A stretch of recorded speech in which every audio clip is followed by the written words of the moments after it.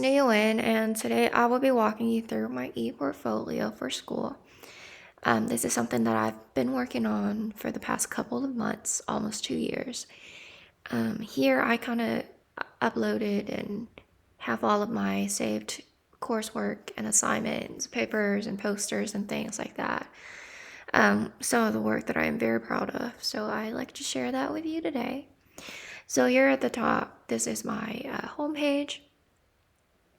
Talks about my background, where I am currently at for school, my background as a nurse, and where I worked. Talks about my clinical experience and how I transitioned into travel nursing and worked in the Pacific Northwest for a year and a half. And that's where I met some of the most amazing CRNAs that inspired me to become who I am today. And here I talk a little bit about my passion that I am committed to provide safe, efficient, evidence-based anesthesia care.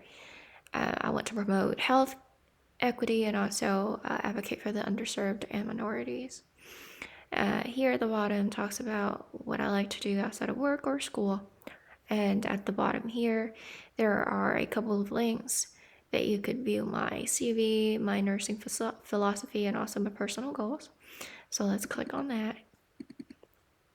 So here's a copy of my CV. There we go.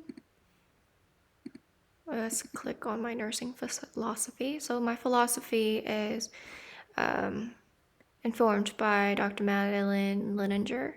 I love her theory of cultural care, diversity, and it really shapes me who I am today as a nurse and also as a future provider. It talks about a couple of things here, how I believe that nurses have a professional obligation to engage in quality improvement, patient safety initiatives, and also system-focused practice change to improve outcomes across all care settings. So let's go back here. Let's look at my personal goals. So I got 2 short-term and 2 long-term goals. So 2 short-term goals would to be develop clinical competency in nurse anesthesia, to apply evidence-based practice through scholarly work. Long-term goals would be to practice independently as a CRNA, to also engage in leadership and advocacy in the future. All right, let's move on to this page, which is my resources. So with this page, there are many attachments and files that I've added through these links. These are all the papers and some type of coursework that I've completed in the past. So for example, you can click on this link here to see my measles outbreak posters. You can click on this link here where I did a APEC proposal for one of the assignments. I think this was an economics class that we took. It was a very interesting assignment. I got to learn a lot about stakeholders and different policies and advocacy and stuff like that. Here's another paper about my nurse's day at the Capitol. And this was one of the best experiences that I was able to be a part of. I got to see a lot, learned a lot, and I will talk about this experience a little more when I scroll through different pages of my e-portfolio. All right, so here's also the AAC and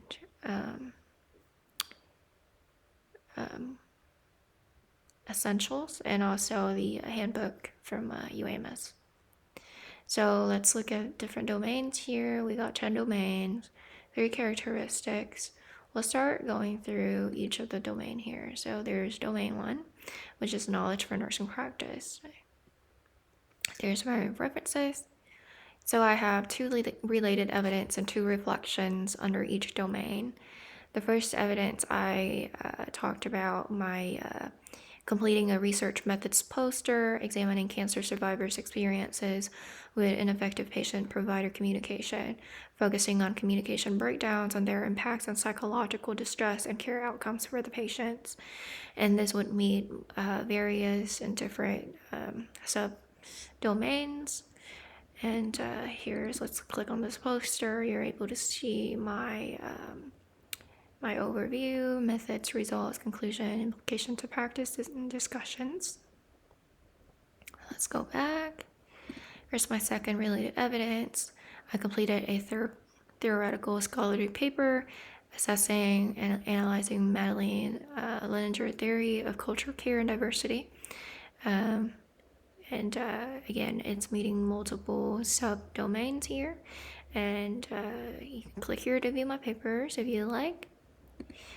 Here are also my reflections of completing those assignments and what I've learned from each assignment as well.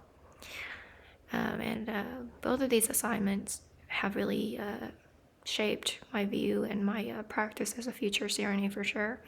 And like I spoke about for the theoretical scholarly paper, it really enhanced my awareness of how cultural beliefs and values can influence patients' healthcare experiences and also their decision making. And I feel like that's very important to treat everyone and respect everyone, respecting their beliefs, and you gotta value their tradition as well. Okay, I'm sorry if I'm losing my voice. I am currently sick and I am trying not to cough right now. Let's go on to domain 2. We'll talk about patient-centered care. There's a lot of subdomains underneath this domain. So there again are 2 related evidence and also 2 reflections. The first evidence, I completed a poster examining 2025 measles outbreaks in New Mexico.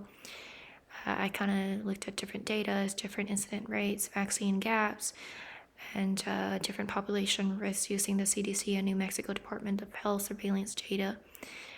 This met some of the domains here. Again, if you'd like to see my poster, please click here. Another related evidence, I completing a presentation assessing the operating room and anesthesia microsystem, evaluating its flow, different team members, their roles, and also communication pathways, different practices, and also system level processes that affect surgical patient care. It meets multiple domains under domain 2. And reflection, again, completing these assignments really helped me as a future CRNA, especially with the measles outbreak poster. It reinforced the importance of recognizing health and inequities, supporting vaccination advocacy, and also applying knowledge to improve patient and community health cares. Let's move on to domain 3. We have population health. Again, 2 evidences and 2 reflections. So that's the same measles outbreak in New Mexico, like I already talked about. It also is applicable to population health. And this is actually an abstract and not a poster. So here's an abstract of, again, same assignment that I completed. Now, the second evidence would be my QI project at Mercy in Northwest Arkansas. Here's my paper on that. We did a paper and also a presentation, and we presented this presentation to our faculty members and also our clinical coordinators. And again, here are 2 reflections on what I've learned and received from these 2 coursework. Let's move on to domain 4. Domain 4 is about scholarships for nursing discipline. 2 papers that I've completed here. One would be the CLC, or a clinical practice guideline revision paper, evaluating evidence related to tobacco cessation interventions. and it would meet multiple domains under domain 4. The second evidence would be a QI proposal, again, same project, on non-invasive blood pressure monitoring at Mercy Hospital in Northwest Arkansas. And I think this is the same presentation, yes. And again, reflection that I've listed below. All right, so domain 5, quality and safety. I listed my QI paper, which is again the same one that we talked about, non-invasive blood pressure monitoring, but this one is the actual paper. And so the presentation, there's some pretty good information, there's a lot of research, and we found some pretty interesting articles about using ClearSight and non-invasive blood pressure. So if you're interested in that, you're more than welcome to read through this paper. Let's see, the other evidence that I included here, again, my QI proposal and presentation, and overall the QI paper really helped me as a future CRNA, as it helped my role as leading for change initiatives and promote consistent, safe, high quality anesthesia care. Domain 6 here, we're talking about interprofessional partnership. So again, 2 evidence, 2 reflections. Here's my VRFSS paper that's on behavioral risk factor surveillance system to examine tobacco use trends. It has to do with social economic disparities and implications for population interventions. There's the other second paper, which is on mobile health telemedicine. Let's click on that. There we go. Mostly talks about telemedicines and how important it was during COVID, with the lack of healthcare providers and nurses and physicians. So I'm very passionate about telemedicine. Here are 2 reflections that I've listed. Let's look at domain 7. So domain 7 is about system-based practice. I listed my paper on CLC Clinical Practice Guideline, which is a revision recommending integrating nicotine replacement therapy and also behavioral counseling.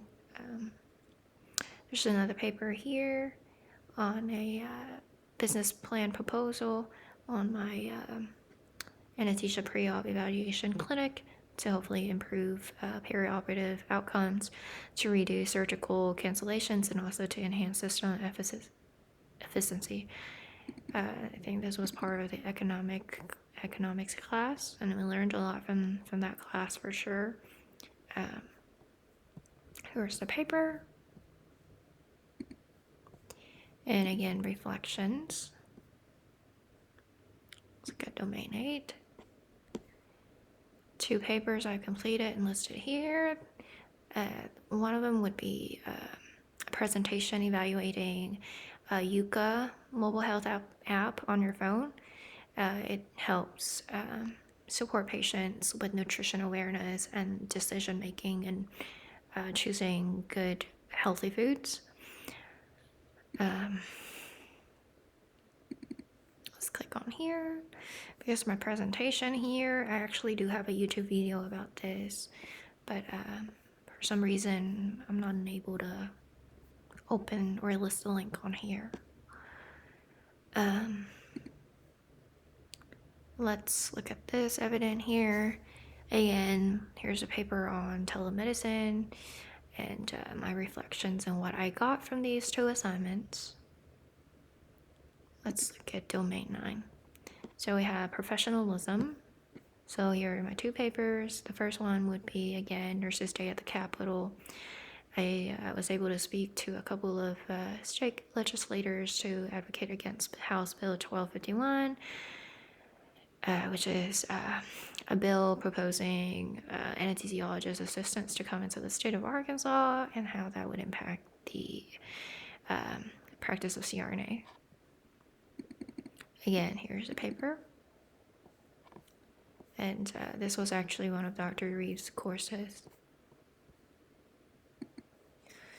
Another paper here. Here's a compliment letter on Drug Enforcement Administration addressing proposed telemedicine regulation that could limit nurse practitioner prescribing authority and restrict patient access to care. So this was another interesting paper that I wrote to Ann Milgram, to advocates for NPs to be able to prescribe, again, virtually. Here are 2 reflections again. And last domain, again, 2 papers, 2 reflections. This paper here would be an article critique review or paper that you can click on if you're interested. And then here's another link on my analytics health assessment, assessing APRN's workforce in the state of Arkansas, including practice distribution, projected retirements, and implications of healthcare access. And let's click on this. There was a lot of like research and statistics, and I was able to learn a lot about rural medicine and rural healthcare through this assignment. Again, 2 reflections. And lastly, we'll talk about the characteristics tab here. There are 3 of these. The first one would be the nurse scholar. Here's my references to the handbook. But here, as a nurse scholar, I learned how to move beyond simply consuming information to actively questioning, analyzing, and applying evidence. Courses like research, informatics, analytics taught me how to evaluate literature, interpret data, and translate the findings. Working on these projects, such as the QI projects, will help me appreciate my responsibility and how valuable it is to use evidence-based practice to improve care for patients. Let's look at characteristic 2. Will be a characteristic on nurse leader. Again, my reference. And here's a narrative of program outcomes achievement. So my development as a nurse leader came through hands-on experience that required collaboration, communication, and advocacy. So projects like my QI project on the Clear site really helped me with advocacy and policy-related activities. Let's see, these assignments strengthen my professional voice and also help me understand the importance of speaking up for your patients, improving nursing practice, and health equity. Lastly, let's look at the characteristic 3. So that would be advanced practice clinician. Here's my reference, narrative, program, outcome achievement. So as an advanced practice clinician, the program reinforced the importance of person-centered, ethical, and cultural responsive care. Learning through different nursing theories, population health, and informatics really emphasized that high quality of care goes beyond understanding patient diagnoses. And these experiences will strengthen my ability to communicate effectively with my patients, with my teams, and deliver the best care there is to my surgical patients. And that's all I have. Please let me know if there's anything that you are interested in further reading. I will also send you the link. And thank you so much.